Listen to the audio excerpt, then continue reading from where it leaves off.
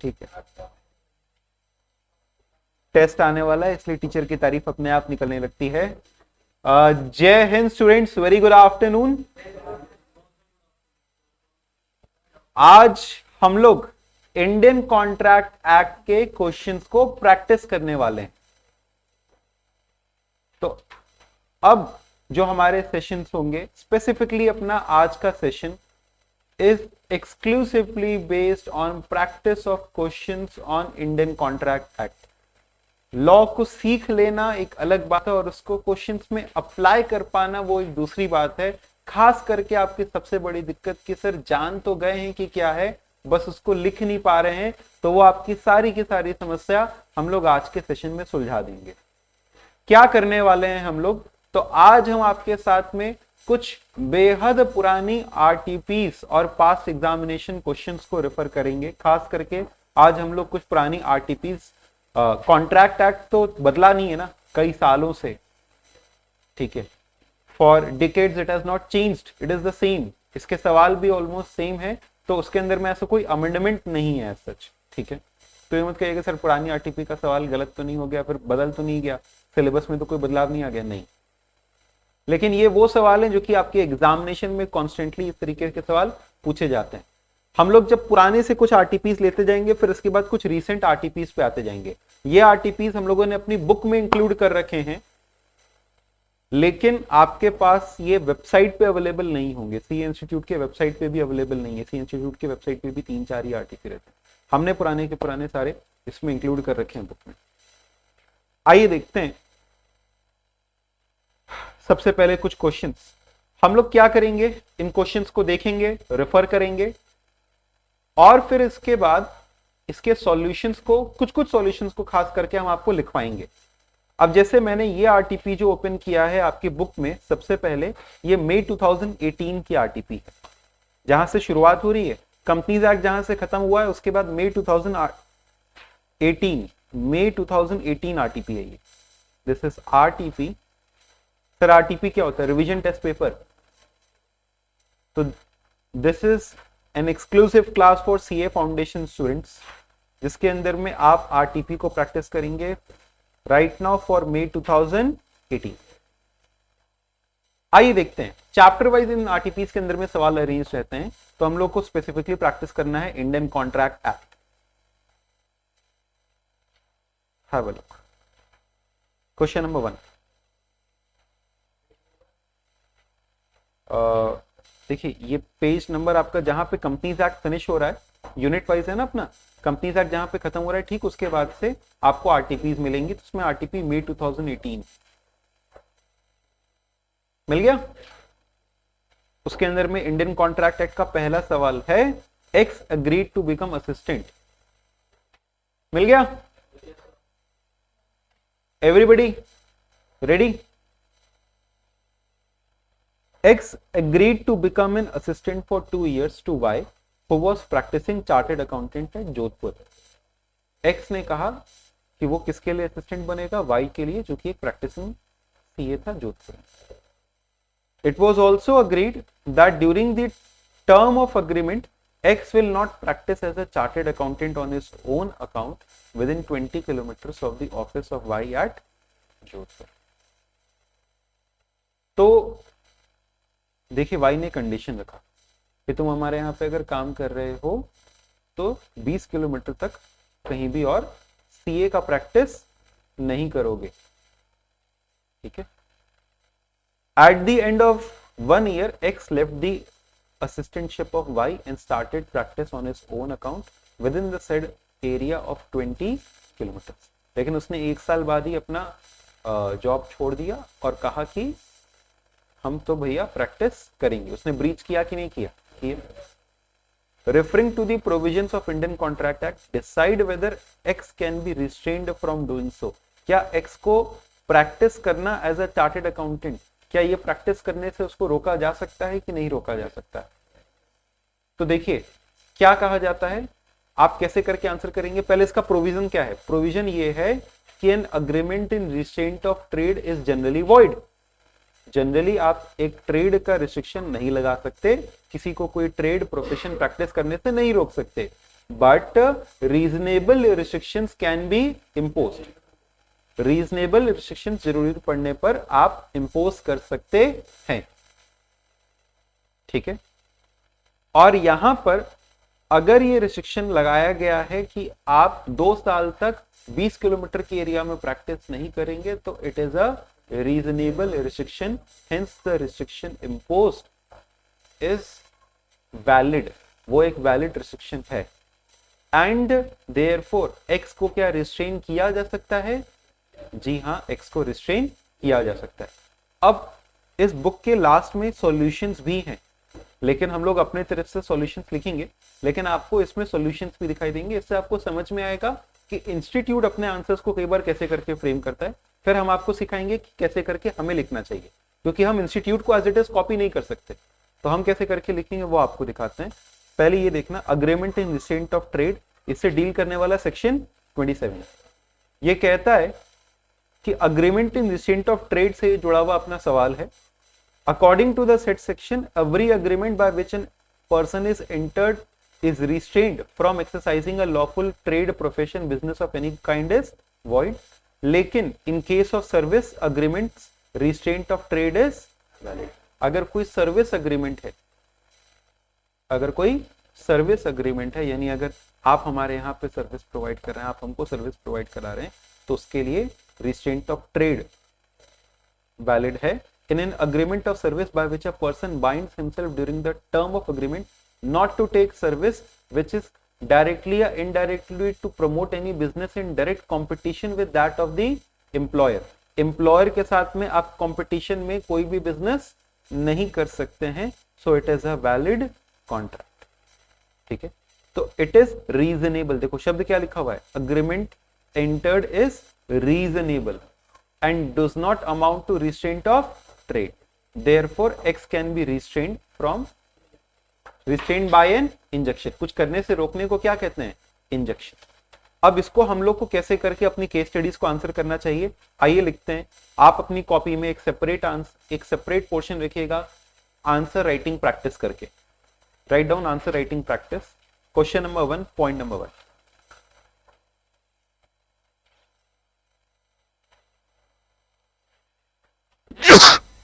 Sorry,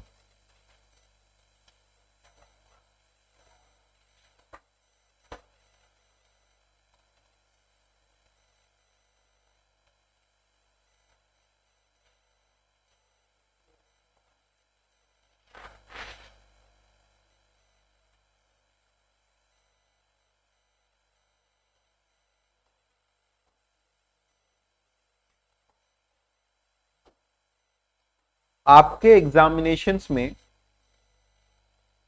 आपको केवल और केवल ब्लैक पेन यूज करना अलाउड होता है। सीए एग्जामिनेशंस में आपको केवल ब्लैक पेन यूज करना अलाउड होता है, ठीक है। तो आप ब्लू पेन भी यूज नहीं कर सकते, पहली चीज। दूसरी चीज आपको जब भी एक आंसर लिखना होता है, तो हर एक आंसर को एक फ्रेश पेज से लिखना होता है, ठीक है। तो आपका इसी प्रकार से एक पूरी की पूरी शीट होती है, यहाँ पर एक आपकी लाइनिंग बनी होती है पूरी की पूरी, एक बॉर्डर बना होता है, और यहाँ आपको टॉप पे मेंशन करना होता है कि आप कौन सा सवाल आंसर कर रहे हैं। तो पहले मान लीजिए हम लोग मई 18 के क्वेश्चंस को सॉल्व कर रहे हैं, तो आप हेडिंग दे दो मई 2018, और इसके अंदर में आप कौन से क्वेश्चन को आंसर कर रहे हैं, क्वेश्चन नंबर 1 का पॉइंट नंबर 1। तो ये मई 18 का क्या है, आरटीपी। तो ये हम आपको जो अभी सिखा रहे हैं, ये आप अभी हमारे साथ में भी फॉलो करना, लेकिन मेरे साथ में पूरा तो लिख नहीं पाओगे, तो आगे भी जब खुद से लिखोगे तो इस प्रकार से लिखना, ठीक है। अब इस सवाल का हम लोग कैसे करके जवाब लिखेंगे, हम लोग सबसे पहले लिखेंगे अपना provision. As per Indian contract act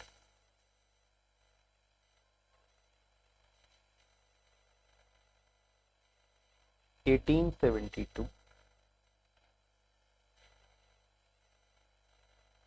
an agreement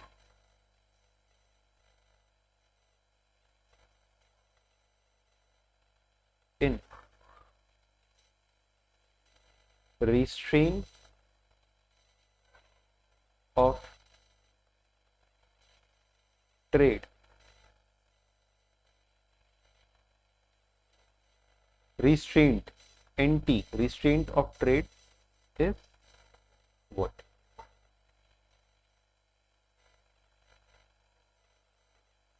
But an agreement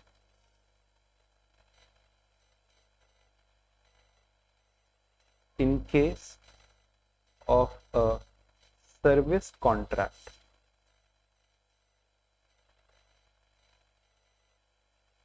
to restrain the person from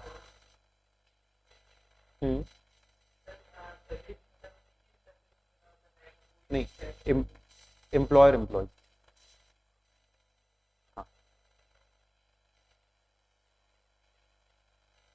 case of a service contract to restrain the person from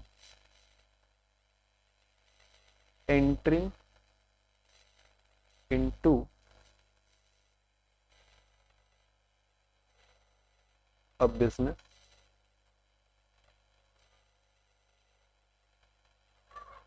in direct competition with that of employer is a reasonable restriction. ये एक reasonable restriction है.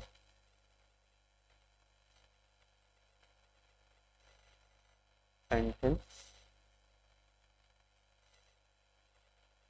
is considered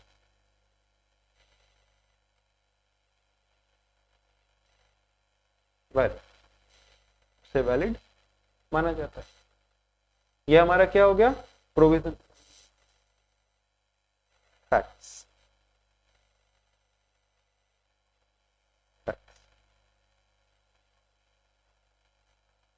In the given case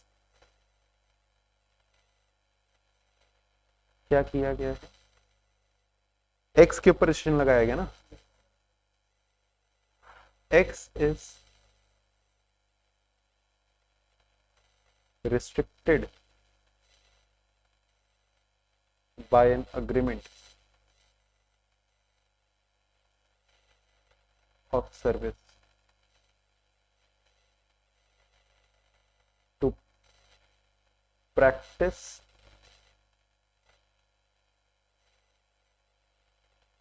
the profession of CA in competing area. कौन सा? 20 kilometre तक.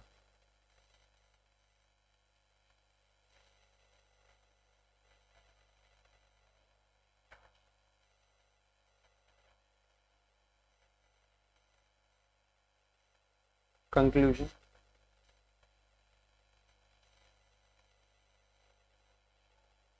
The restrictions imposed on X is valid.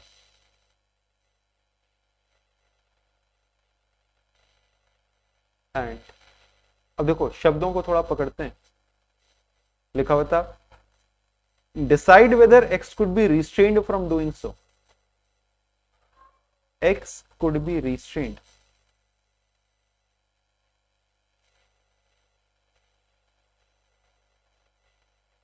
by injection. Injection करने का मतलब क्या होता है? कुछ करने से रोकना.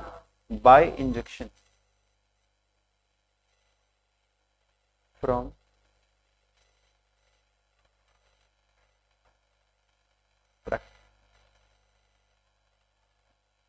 practicing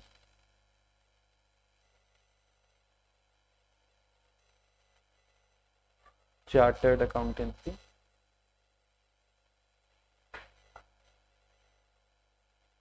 within कितना?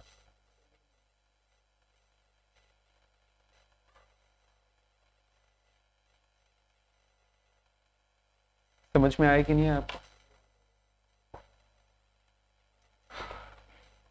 ये था एक क्वेश्चन। चलिए आगे बढ़ते हैं।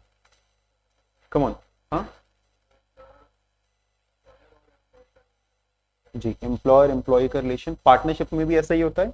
You can restrict the partner from practising या from entering into a business, from doing a business which is into the direct competition with the partnership, into the same line of business or in competition with the partnership. अगर एक partnership में आप एक partner हैं तो as a partner आपको restrict किया जा सकता है कि आप सेम लाइन ऑफ बिजनेस या डायरेक्ट कंपटीशन में किसी बिजनेस के साथ एंटर नहीं करेंगे। ठीक है, during the continuance of partnership, partnership के दौरान आप ऐसा कुछ नहीं करेंगे, ऐसा कहा जा सकता है। ठीक है।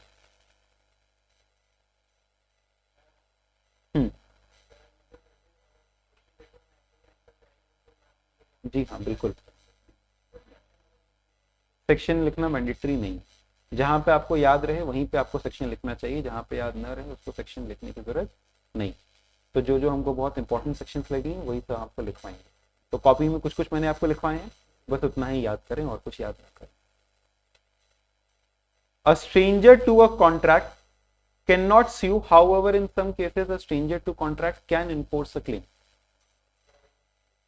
Doctrine of privity of contract, explain. क्या हम लोग इसको एक्सप्लेन कर सकते हैं? यस। क्या? The given case relates to doctrine of privity of contract, जो कि क्या कहता है? There can not be a stranger to a third party can not sue upon a contract, but in certain exceptional cases a third party can sue. Trust, family settlement, marriage, covenant running with the land, very good. Trust के case में beneficiaries है ना, और 4 हुआ है। और assignee, in the case of assignment the assignee can assignment, in case of assignment the assignee of a contract can sue or enforce his rights. Contract with, हाँ, contract by an agent, agent के contract के लिए कौन sue कर सकता है? Principal. तो इसको लिखने की जरूरत है नहीं, आइए ये देखते हैं। Question number 2 point number 1, PM Limited contracts with Gupta Traders to make and deliver certain machinery to them by 30 June 2017 for 21.5 lakh. PM Limited ने कॉन्ट्रैक्ट किया गुप्ता ट्रेडर्स के साथ में कि वो डिलीवर करेंगे कुछ machinery by 30 January 2017 for 21.5 lakh. Due to labour strike PM Limited could not manufacture and deliver the machine to Gupta Traders, लेकिन लेबर स्ट्राइक के कारण पीएम लिमिटेड उसको डिलीवर नहीं कर पाए। Later, Gupta Traders procured the machinery from other manufacturers for 22.75 lakhs. बताइए इनको असल में फिर मशीनरी बाद में कितने की मिली? 22.75 lakhs की। Gupta Traders was also prevented from performing a contract which it made with Zenith Traders at the time of their contract with PM Limited and were compelled to pay compensation for breach of contract. देखिए क्या कह रहा है, PM ने contract किया किसके साथ? गुप्ता के साथ, and to make and deliver certain machinery to them. तो पीएम ने कहा कि भाई गुप्ता, हम तुमको एक मशीनरी डिलीवर करें। कितने रुपए के डिलीवर करने वाला था? 21.5। बेटा, पीएम ने कहा गुप्ता से कि भाई हम तुमको मशीनरी डिलीवर करेंगे कितने की? 21.5 लाख की। और बाद में जाकर के लेबर स्ट्राइक हो गई और वो मशीनरी डिलीवर नहीं हुई। पीएम ने वो मशीनरी कितने रुपए की खरीदी फिर बाद में जाकर के? नहीं, पीएम ने खरीदा होगा, गुप्ता ने? गुप्ता ट्रेडर्स ने खरीदा बाद में उसको कितने रुपए का? 22.75 लाख का। उसको एक्चुअल में परचेज किया गया 22.75 लाख का। 22.75 लाख का उसको एक्चुअल में परचेज किया गया। बताइए इनको कितने रुपए का नुकसान हो गया? 1.25 लाख, 1,25,000 रुपए का नुकसान हो गया, डैमेज हो गया। ये एक्चुअल डैमेज हुआ या फिर एंटीसिपेटेड? बस हमको लग रहा था कि नुकसान हो जाएगा या फिर हो गया, असल में इतना नुकसान हो गया, ये एक्चुअल डैमेज है। इसको और हम लोग अपने शब्द में क्या कहते हैं? Ordinary damage. This is called as क्या? Ordinary damage. ठीक है, दिस इज ऑर्डिनरी डैमेज। फिर इसके बाद देखो, यहां तक सवाल होता तो अलग बात थी, फिर इन्होंने कहा आगे। अब देखो, गुप्ता को क्योंकि ये मशीनरी समय पे नहीं मिली थी, और क्योंकि इनको ये मशीनरी समय पे नहीं मिली थी, तो आगे इन्होंने एक कॉन्ट्रैक्ट करके रखा हुआ था, जिसको ये परफॉर्म नहीं कर पाए, और उसको परफॉर्म न कर पाने के कारण इनको कंपेंसेशन पे करना पड़ा। वापस से, गुप्ता जी को ये मशीनरी समय पे नहीं मिली, इस कारण ये अपना कॉन्ट्रैक्ट परफॉर्म नहीं कर पाया, और उनको एक्चुअल कुछ और भी आगे कंपेंसेशन पे करना पड़ा, जितना भी करना पड़ा हो, 25,000, 50,000, 1,00,000, अपने को अमाउंट नहीं दिया। हमसे अब क्या पूछा जा रहा है? हमसे पूछा जा रहा है कि बताइए, गुप्ता लिमिटेड या गुप्ता ट्रेडर्स कितना कंपेंसेशन क्लेम कर सकते हैं? किससे? PM limited. ये कितना कंपेंसेशन क्लेम कर सकते हैं? पीएम। तो देखिए, लेबर स्ट्राइक हो जाना पीएम लिमिटेड की जिम्मेदारी है, गुप्ता की नहीं। कोई नेचुरल सर्कमस्टेंस नहीं है कि बाढ़ आ गए तो पीएम नहीं कर पाया। तुम अपने लेबर को पैसा दे करके करवाओ, अब लेबर तुम्हारा स्ट्राइक पे बढ़ गया तो हम क्या करें? ऐसे तो तुम घर बार की अपनी दिक्कतें लेके बैठ जाओगे। हाँ, सुनिए,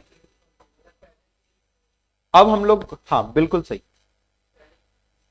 ऑर्डिनरी डैमेज तक का तो पॉइंट क्लियर है ना, कि क्योंकि यहां पे नुकसान हुआ तो हम कौन सा डैमेज क्लेम करेंगे? ऑर्डिनरी डैमेज क्लेम करेंगे। कितने रुपए का? 1.25 लाख का, 1,25,000 का। और बाद में जाकर के फिर हमसे पूछा गया कि गुप्ता जो आगे पैसा कमा सकता था नहीं कमा पाया, क्या इसके लिए भी पीएम को हर्जाना भरना पड़ेगा क्या? पूछा नहीं गया, लेकिन हमको बताना पड़ेगा। नहीं, लेकिन दोनों केसेस बताएंगे। अगर पीएम लिमिटेड को इसके बारे में जानकारी थी कि गुप्ता ट्रेडर्स ने आगे कुछ कॉन्ट्रैक्ट कर रखा है, तो फिर पीएम को उसको कंपेंसेट करना होगा। अगर PM limited usual course of business नहीं, वो ऑर्डिनरी डैमेज के लिए यूजुअल कोर्स ऑफ बिजनेस, हाँ वो पार्टी को होना चाहिए, अब उसकी बात कर रहे हैं। स्पेशल डैमेज, तो स्पेशल डैमेज गुप्ता ट्रेडर्स तभी क्लेम कर पाएंगे अगर जो सर्कमस्टांस था वो पीएम को पता था। पीएम को ये पता था कि नहीं ऐसे ऐसे करके दिक्कत है, ये आगे जाकर के इनका कॉन्ट्रैक्ट ब्रीच कर जाएगा, तब तो फिर Gupta will be able to claim the damages, otherwise नहीं। तो हमको पहला बताना है ऑर्डिनरी डैमेज और दूसरा बताना है स्पेशल डैमेज। और स्पेशल डैमेज की जानकारी मेरे को एक्सक्लूसिवली दिया नहीं है, तो हम दोनों केस बताएंगे, अगर पीएम लिमिटेड को जानकारी थी और अगर पीएम लिमिटेड को जानकारी नहीं। समझ गए? क्लियर है ये बात? ठीक। ओके,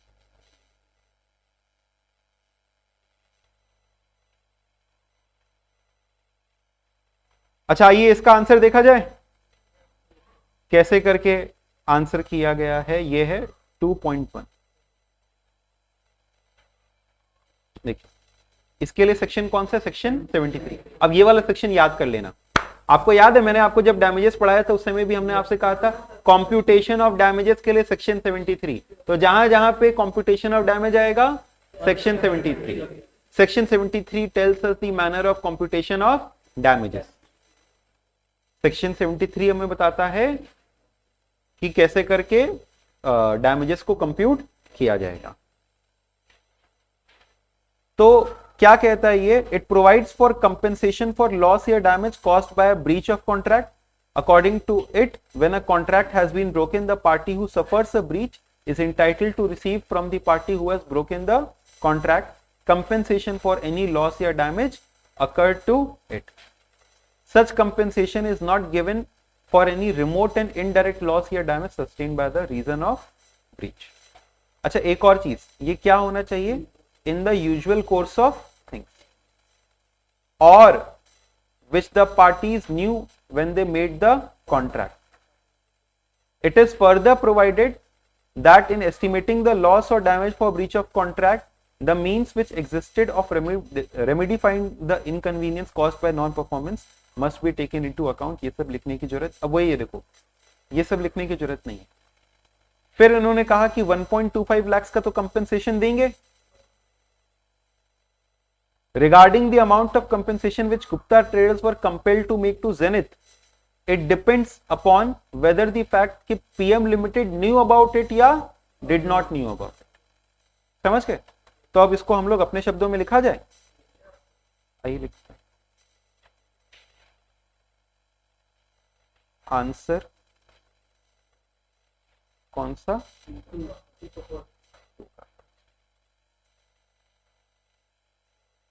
सेक्शन 73 ऑफ, अच्छा पहले ये क्या है? Okay, section 73 of Indian contract act,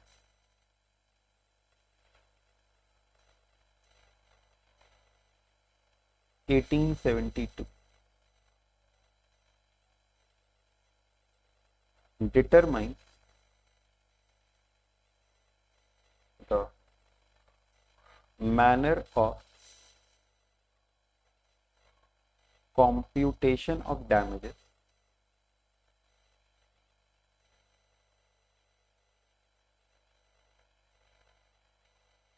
in case of breach of a contract। अगर क्या हो रहा है बताओ? ब्रीच ऑफ कॉन्ट्रैक्ट हो रहा है, तो क्या उसका मैनर ऑफ कॉम्पिटिशन होगा, उसके बारे में इंडियन कॉन्ट्रैक्ट एक्ट में जानकारी दिया गया है। सेक्शन नंबर कौन सा? 73। ठीक है, फिर उसके बाद कहा गया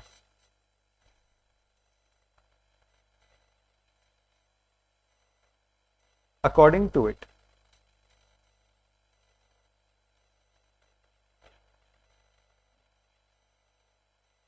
any person who commits breach of a contract must compensate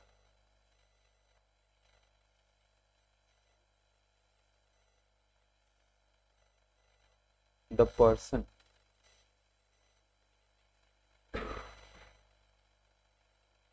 for any damage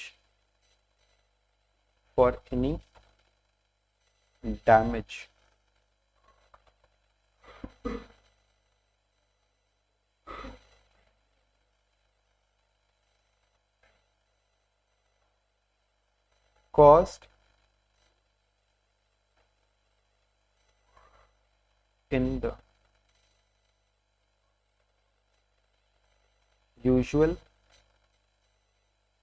course of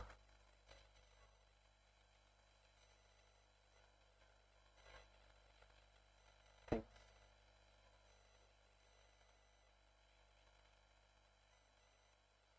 Caused in the usual course of things or known to the party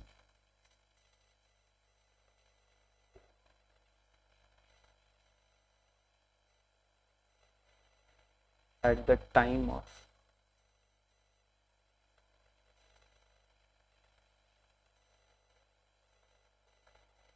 entering into contract। तो देखो, एक होता है यूजुअल कोर्स ऑफ थिंग्स, भैया 21.5 का contract किया था, 22.5 या 22.75 में जाकर के वो यूजुअल कोर्स ऑफ थिंग्स में हो गया, लेकिन अब इसके कारण आपको कुछ हर्जाना भरना पड़ा, ये तो अनयूजुअल था। तो अगर मेरी जानकारी में होगा ये बात, मैं आपको कंपेंसेट करूंगा, लेकिन अगर मेरी जानकारी में ये बात नहीं होगी तो मैं आपको कंपेंसेट नहीं करूंगा। सिंपल फंडा है।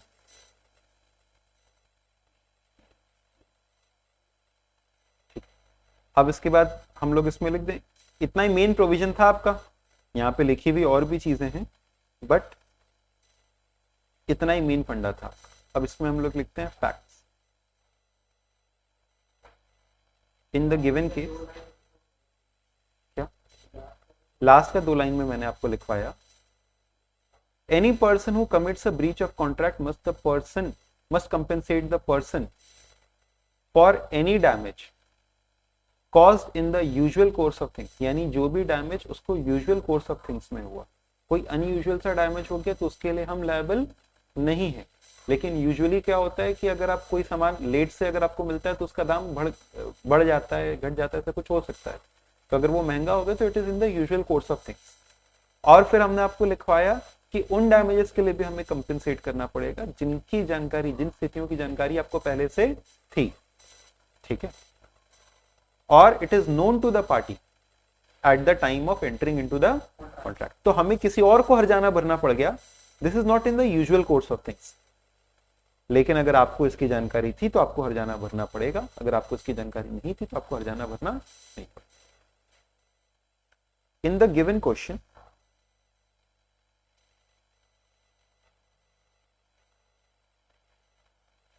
कौन किसको कंपेंसेट या किसने ब्रीच किया है? पीएम लिमिटेड ना,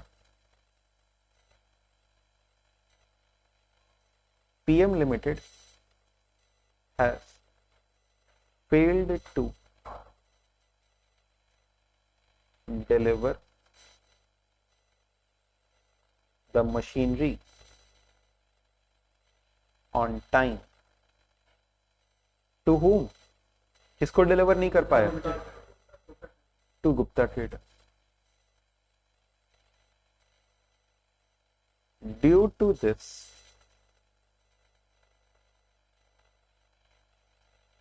Gupta Traders has suffered a loss of rupee 22.75 था ना, minus 21.50 lakhs is equal to 1.25 lakhs। बोलो है या नहीं? तो गुप्ता ट्रेडर्स ने लॉस सफर किया है 1.25 लाख रुपए का, 1.25 लाख रुपए। अच्छा सर और बताइए, ये लॉस तो हुआ, ऑल्सो किसको हर्जाना देना पड़ा? Gupta traders. Gupta traders had to pay compensation for breach of a contract to whom? To Zenith. Had to pay for breach of contract to Zenith. Gupta traders को ब्रीच ऑफ कॉन्ट्रैक्ट के लिए जेनिथ को भी पैसा देना पड़ा। अब देखो मेरा सवाल कैसा था, हमेशा ना अपने आखिरी सवाल को पढ़ लिया करो तो आप लोग सही तरीके से जवाब को लिख पाओगे। अब देखो हमारा आखिरी सवाल क्या था, आखिर में हमसे सवाल पूछता था calculate the amount of compensation which Gupta traders can claim. तो गुप्ता ट्रेडर्स कैन क्लेम कितना? It can claim compensation of rupees 1.25 lakhs. Now it can claim for the additional compensation paid to Zenith Limited only if Gupta Traders had the knowledge of it. अगर Gupta traders को उसकी knowledge थी तब तो वो, हाँ अगर पीएम लिमिटेड, सॉरी, अगर पीएम लिमिटेड को उसकी नॉलेज थी गुप्ता ट्रेडर्स के किए गए कॉन्ट्रैक्ट की, तब तो फिर पीएम उसका हर्जाना बढ़ेगा, नहीं तो फिर उसका हर्जाना वो नहीं बढ़ेगा। लिखिए आगे।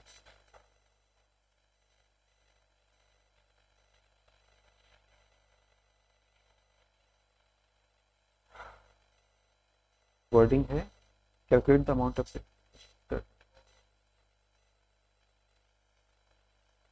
10 Gupta trader can claim compensation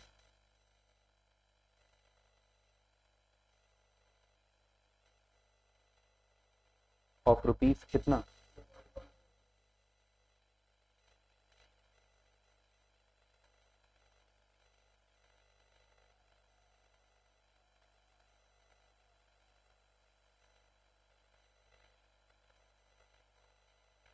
1.25 lakh from PM Limited.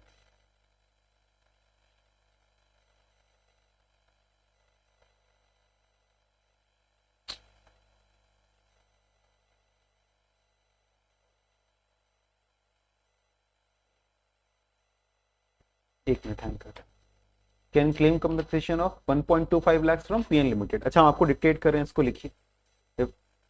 With regards to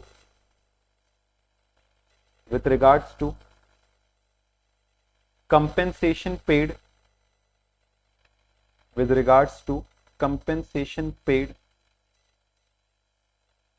to Zenith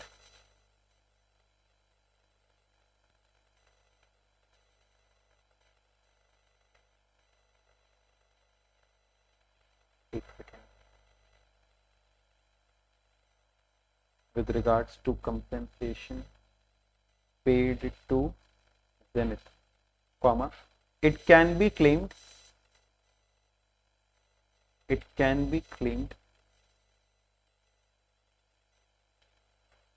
if PM Limited had the knowledge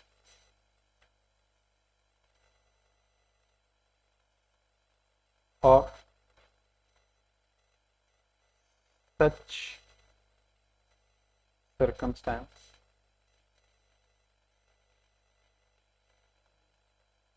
existing at the time of entering the contract, existing at the time of entering the contract, such circumstance existing at the time entering.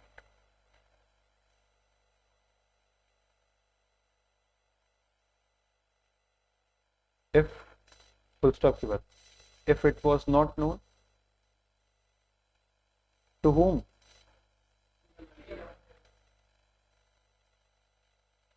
to PM Limited, तो बताइए क्या करेंगे? Then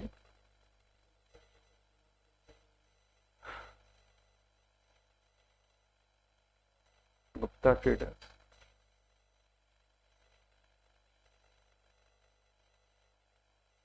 cannot claim additional compensation. चलो भाई, लिखना आया आप लोग को? लिखना आ गया? प्रोविजन हम लोग पहले ही पढ़ चुके हैं, बस केवल इसकी प्रैक्टिस चल रही है आज। आगे देखिए,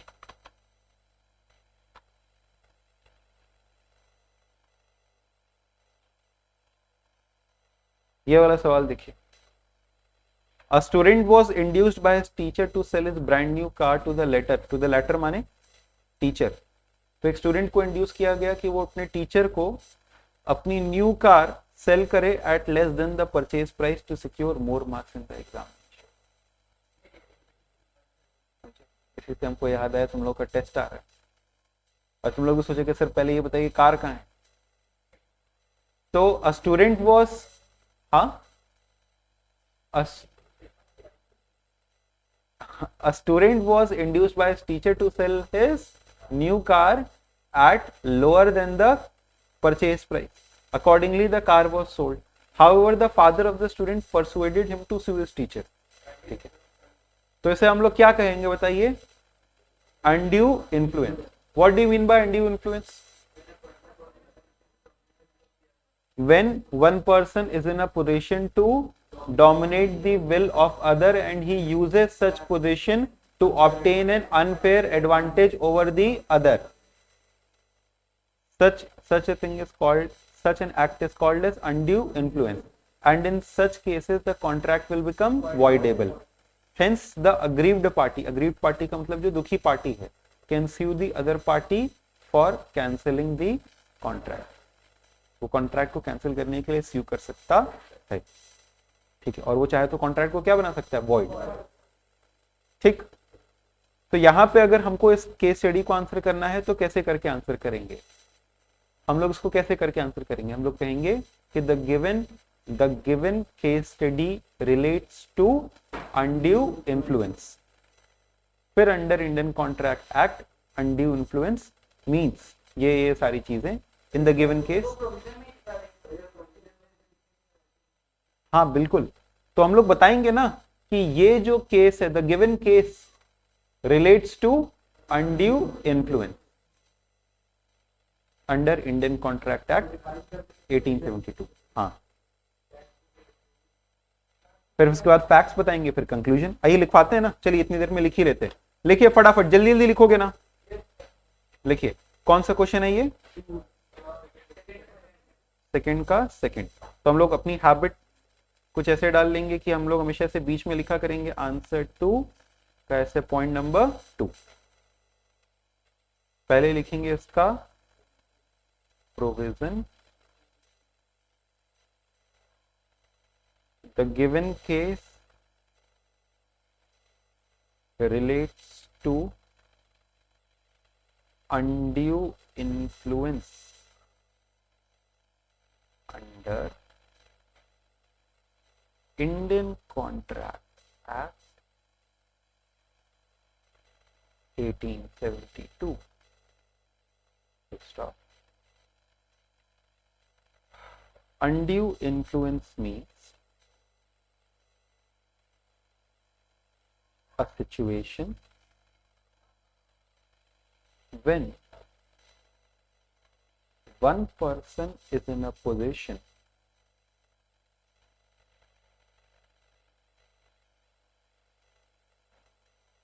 to dominate the will of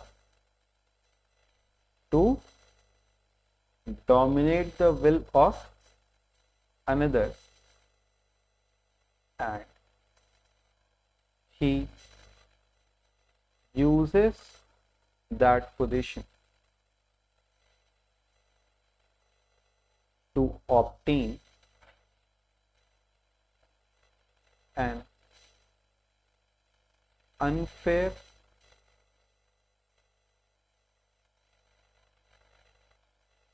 advantage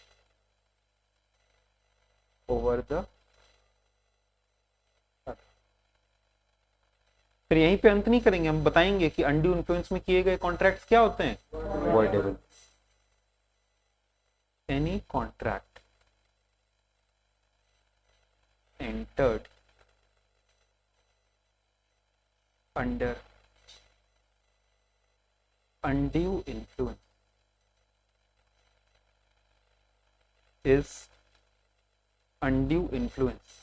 is voidable at the option of one party, is voidable at the option of aggrieved party, is voidable at the option of aggrieved party। हाँ, plaintiff भी बोल सकते हैं।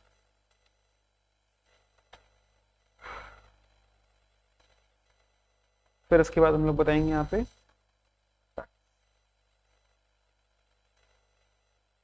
student was forced to sell his car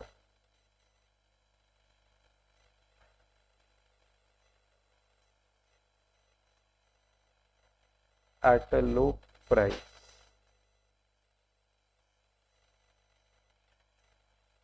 to his teacher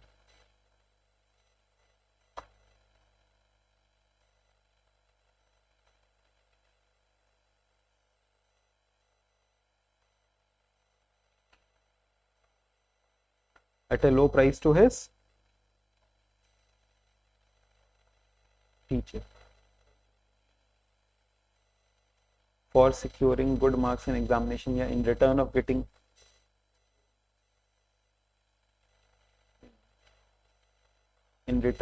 good marks in exam। कैसे भी देखो, facts जो है ना हमेशा छोटे में लिख के निपटा दिया करो, समझे।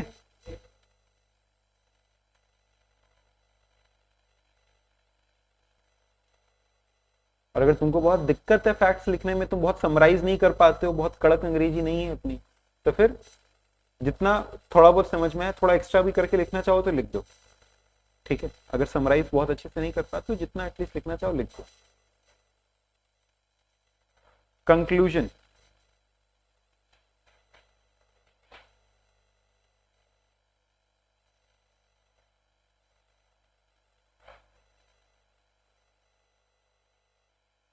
since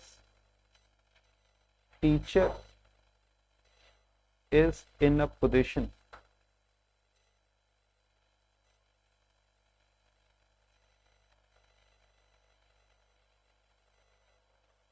to dominate the will of student, teacher किस पोजीशन में है कि वो डोमिनेट कर सके will of student, and he uses the position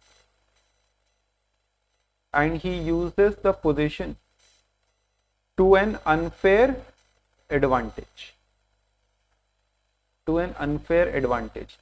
hence the student can sue the to an unfair advantage, hence the student can sue,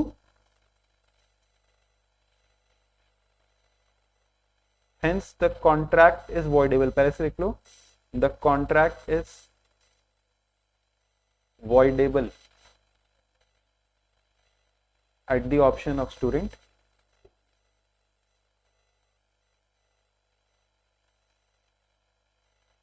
and he can sue his, किसको sue कर सकता है, sue his teacher।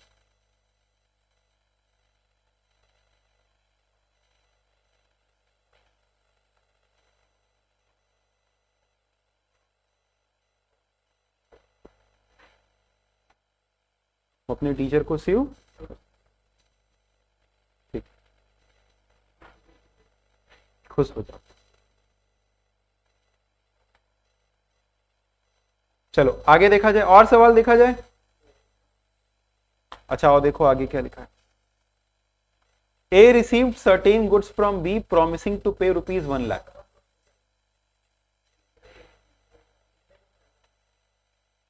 तीसरे का पहला था explain the term coercion and describe its effect on validity of contract. अभी अभी हम लोगों ने डिस्कस किया अनड्यू इन्फ्लुएंस, वैसे ही करके क्या डिफाइन कर सकते हैं, कोर्शन। कोर्शन का मतलब क्या था, कमिटिंग और threatening to commit any crime forbidden by Indian Penal Code और अनलॉफुल डिटेनिंग और threatening to detain any property. पूरा बोल दिया ना, चलो याद आ रहा है ना तुम लोग को, तो उसे हम लोग क्या कहते हैं, कोर्शन। का इफेक्ट क्या होता है, any contract entered into bye coercion is voidable at the option of aggrieved party. समझ गए, तो बस इतना ही लिखना था, इसीलिए इसको डिस्कस नहीं कर रहे थे। Though a minor is not competent into a contract, yet nothing in that prevents him from making the other party bound to the minor। इसके लिए केस स्टडी थी, याद है किसकी, बीबी, मोहरी बीबी वर्सेस धर्मोदास घोष। ठीक है, मोहरी बीबी versus Dharmodas Ghosh.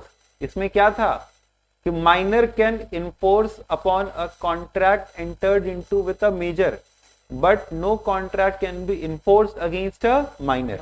Hence a minor can be beneficiary under a contract, it can be a beneficiary under a contract. ठीक है, अच्छा हमसे पूरा डिस्कस करने को कहा गया है, तो हम लोग क्या करेंगे, पहले पूरा बताएंगे कि as per Indian contract Act 1872। अच्छा ये जनरल सवाल है, केस स्टडी बेस नहीं, जनरल सवाल है, तो हम लोग उसको जनरल छोटे छोटे पैराज या पॉइंटर्स में लिखेंगे। As per Indian contract Act 1872 a minor is not competent to enter into a contract. Minor contract में एंटर नहीं कर सकता। Any contract entered into with a minor is void ab initio. एक minor के साथ किया गया कॉन्ट्रैक्ट क्या होता है, वॉइड एब इनिशियो होता है। ठीक है, any contract entered into with a minor is void ab initio. फिर उसके बाद हम लोग बताएंगे but a minor cannot be enforced upon for a contract. No contract entered into with a minor can be enforced upon it, but a minor can enforce a contract which is entered for its benefit. अपने benefit के लिए अगर वो चाहे तो किसी भी contract को enforce कर सकता है. ठीक है क्या ये बात?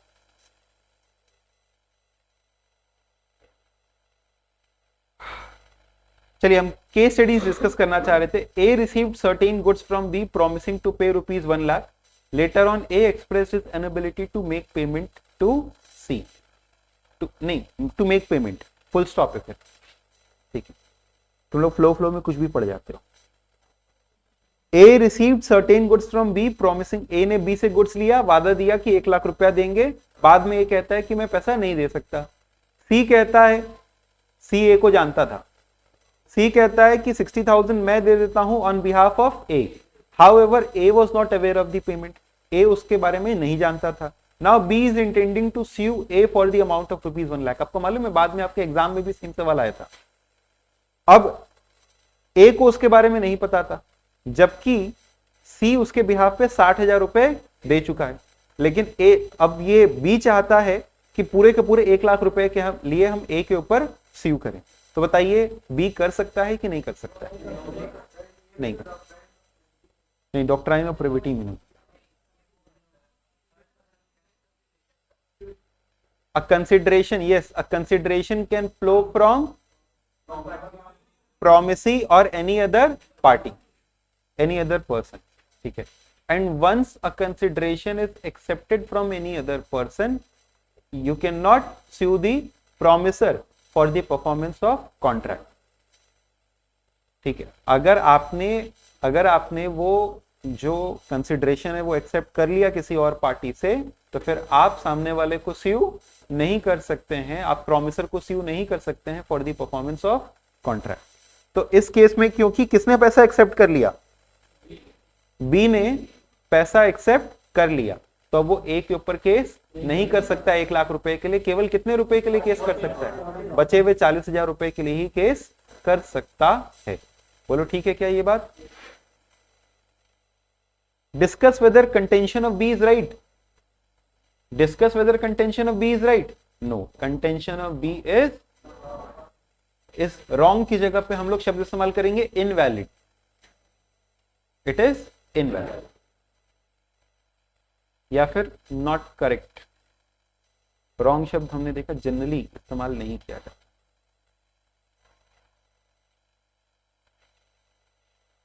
अच्छा, इसका ये देखते हैं किस प्रकार से इसको आंसर किया गया.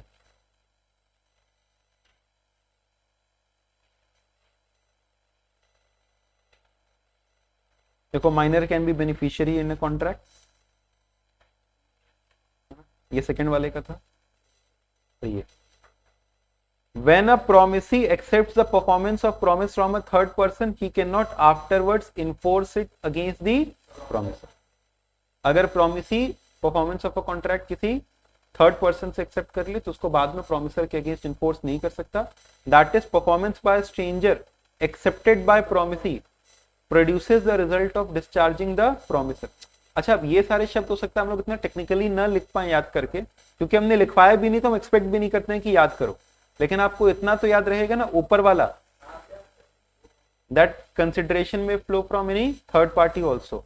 और अगर प्रोमिसी एक्सेप्ट कर लेता है performance of promise from any other person, then he can not sue the promisor later on for the performance of contract. तो हम लोग अपने शब्दों में कह रहे हैं उसको, लेकिन वो शब्द भी बहुत सटीक है. समझ गए? इसको हटाओ. Although the letter has neither ratified nor ये वो हटा दो. ठीक है, तो B cannot sue for the entire amount, it can sue for 40,000 only. और ये भी एक छोटा सा जवाब तुमको लिखवाएं. कौन सा? ये थर्ड का पॉइंट 3.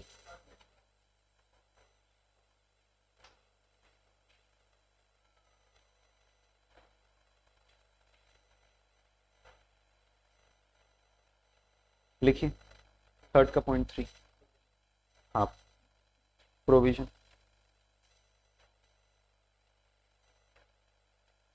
अच्छा, अब अगेन इसका सेक्शन नंबर याद कर पाना मुमकिन है? नहीं, कहाँ से इतना इतना सेक्शन याद करेंगे। कॉमन सवाल एक जैसा अगर हर जगह पे होता तो फिर याद भी करते। कंसिडरेशन का भी इसमें मत लिखो ना, क्या लिखोगे कंसिडरेशन का? कंसिडरेशन की डेफिनेशन लिखोगे ना।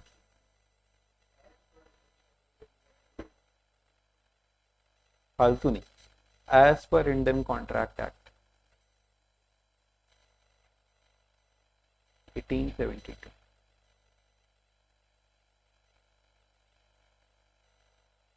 consideration must move at the desire of the promise। अच्छा, कंसिडरेशन का सेक्शन 2D तो हालांकि आपको याद है ना, ठीक है, वही वो बोल रहा था, लिख लो, अच्छी बात है, चलो, good suggestion, thank you. Consideration under section 2D है ना, must move at the desire of, must move at the desire of promiser, comma, it may move from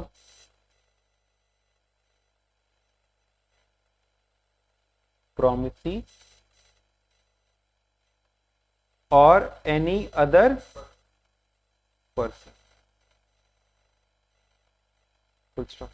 next line, if the promiser accepts the performance of promise, if the promiser accepts the performance of promise,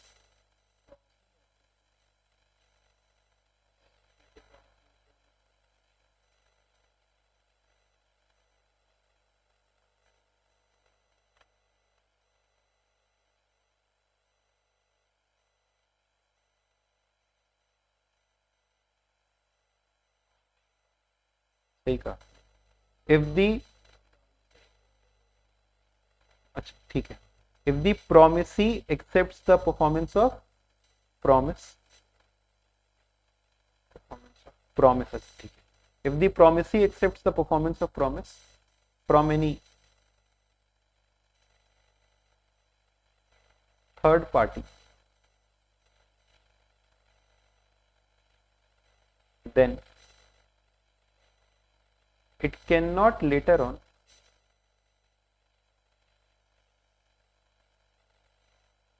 sue the promiser, अब यहां पे आया था, it cannot later on sue the promiser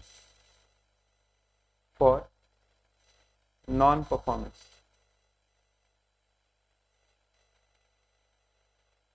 of contract।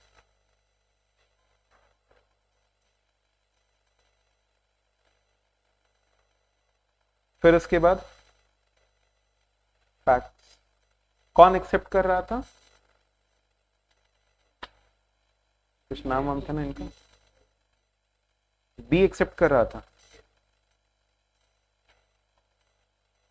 B has accepted ₹60,000 from C,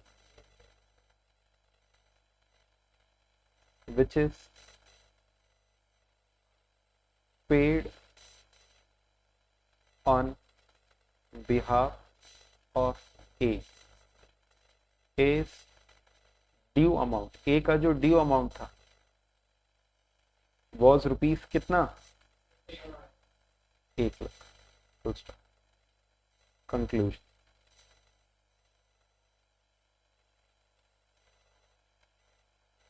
since B has accepted ₹60,000 from C, comma, it cannot sue whom, A, for the entire ₹1,00,000, comma, it can sue for कितना, remaining 40,000 only, जो remaining ₹40,000 है केवल उतने के लिए case किया जा सकता है। अच्छा, लास्ट में जिस शब्द में पूछा गया था उसी शब्द में अंत करो ना इसको। पूछा गया था कि क्या इसकी कंटेंशन वैलिड है दीदी, क्या इसकी कंटेंशन वैलिड है? नहीं, ठीक है, लास्ट में लिखिए। Hence B's contention is valid या invalid?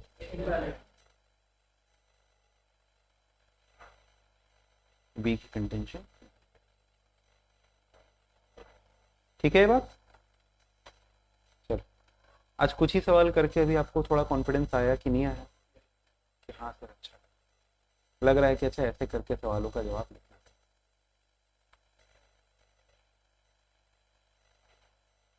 ठीक है, बाकी मई 2018 की आरटीपी हम लोगों ने कॉन्ट्रैक्ट एक्ट के लिए कवर अप कर लिया ना। अभी देखो ये 3 सवाल और बाकी हैं। आपको बताना है कि ये अग्रीमेंट्स वैलिड होंगे या वॉइड होंगे। विजय अग्री करता है with Saini to sell his black horse for ₹3 lakh. Unknown to both the parties the horse was dead at the time of agreement.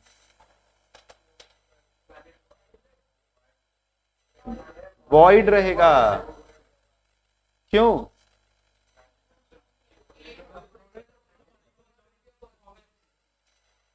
Impossibility of performance कह दो, या कह दो they were under a mistake, both the parties were under a mistake. और when the subject matter of the contract is destroyed the contract will become void. आप इसको impossibility of performance कह सकते हो, आप कह सकते हो both the parties were under a mistake, या आप कह सकते हो the subject matter of the contract is destroyed hence it is impossible to perform. ठीक है,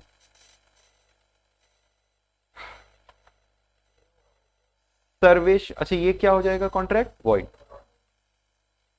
सर्वेश सेल करता है अपनी गुडविल को, गुडविल सेल किया जा सकता है हाँ, फॉर रुपीज कितना? 10 lakh, and promises not to carry on such business for ever and anywhere in India. Void, क्यों? Reasonable restrictions can be imposed completely restricting any, हाँ, any complete restriction on practicing any trade, profession or business is void. ठीक है। Mr. X agrees to write a book with a publisher.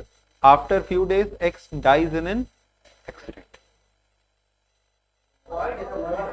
Void है, क्यों? इसकी जगह इसका legal air या कोई और नहीं कर सकता, क्यों? स्पेसिफिक परफॉर्मेंस, ये कॉन्ट्रैक्ट को क्या चाहिए था? स्पेसिफिक। याद है मैंने एक एग्जांपल लिया था कि अरिजीत सिंह को अगर गाना गाने के लिए बुलाया है तो उसकी जगह पे कोई और नहीं। ठीक है, समझे कि नहीं समझे? तो वैसे ही करके मिस्टर एक्स को अपॉइंट किया गया। मिस्टर एक्स की जगह कोई भी जाकर के लिख सकता है क्या?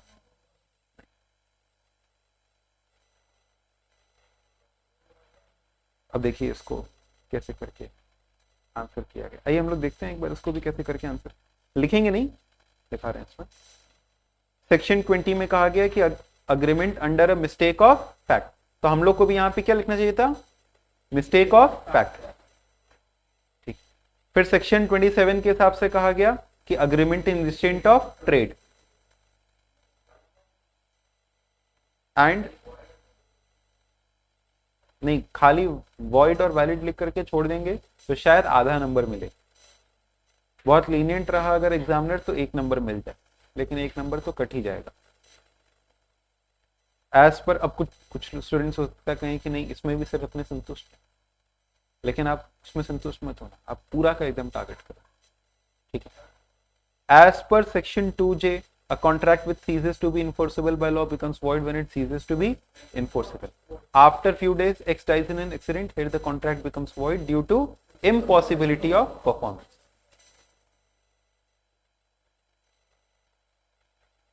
चलिए, तो क्या आपको आरटीपी पढ़ने का तरीका आ गया? ठीक, अब इसी प्रकार से देखो, अब आप लोग क्या करोगे? इसके बाद की आरटीपी, ये देखो यहाँ से ये आरटीपी खत्म हो रही है, देख रहे हो, ये खत्म होगा। अब इसके बाद आएगी अगली आरटीपी, खोलो मेरे सामने और इस पे लिखो आरटीपी नवंबर 2018। अब क्या करोगे, खुद से घर पे एक एक करके सारे सवाल देखोगे, कुछ सवालों को लिखोगे। अगली क्लास में आप जिन जिन सवालों को लिखोगे हम उसको आपकी कॉपी में से एक बार ओवरव्यू करेंगे, ठीक है, ओवरव्यू करेंगे। लेकिन अगर आप खुद से भी लिख करके देखोगे तो आपको बहुत हद तक आपके राइटिंग प्रैक्टिस में सुधार करने में मदद करेगा। फिर जब नवंबर 18 हो जाएगा तो उसके बाद मई 2019, फिर नवंबर 2019, फिर इस तरीके से करके 7-8 आरटीपी अपने पास। जब ये सब पूरा पढ़ लोगे तो आप जा करके तैयार हो जाओगे, ठीक है। हम आपके साथ अभी जो टेस्ट शेड्यूल कर रहे थे, हम आपको थोड़ा और टाइम देते हैं तैयारी करने का, आप लोग तैयारी कर लो, उसके बाद फिर हम आपका ये टेस्ट कंडक्ट करेंगे, ठीक है, क्लियर है। बट स्टिल आप मान करके चलो कि इस वीकेंड पे, क्योंकि इस संडे को we have 1 January, I suppose ना, इस संडे वी हैव 1 जनवरी, तो might be right the Sunday after that, यानी नेक्स्ट वीक संडे और next week Saturday we can have a test. Till then it is up to you कि आप इसमें कितना excellence और कितना परफेक्शन पा सकते हैं इस चैप्टर के अंदर में, ठीक है। एक मतलब पढ़ाई एकदम ऐसी होनी चाहिए कि आप एकदम परफेक्शन के साथ में किसी भी चीज को करें, ऐसा रहे कि आप लिटरली कोई अगर आपसे वो सुने तो वो कहे वाह ये तुमको, ये एकदम बढ़िया है, ये तुम इसके मास्टर आदमी हो, ठीक है। तो एकदम ऐसे मास्टर आदमी वाला याद करना है, ठीक है। Thank you so much students, हम लोग अपनी अगली क्लास में मिलते हैं।